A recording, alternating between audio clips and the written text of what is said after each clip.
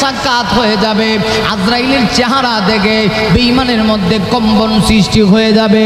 আজরাইল তো যখন তার বডি থেকে রূহ নামক বস্তুটা অচিন পাখিটা বের করে নিয়ে আসবে, এমন হবে গো আজরাইলকে দেখি তরতর করে কাঁপবে।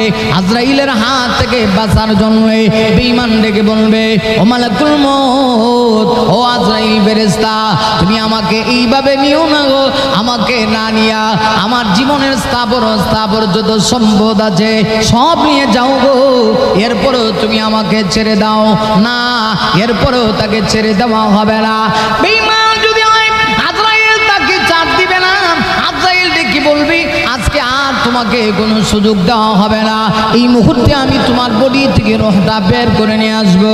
আমার ভাইয়েরা, এই জন্যই তো আল্লাহ নবীজি বিশ্ব নবীজি রাহমাতুল লিল আলামিন হাদিস শরীফের ভিতরে বলেছেন, ইমানের সঙ্গে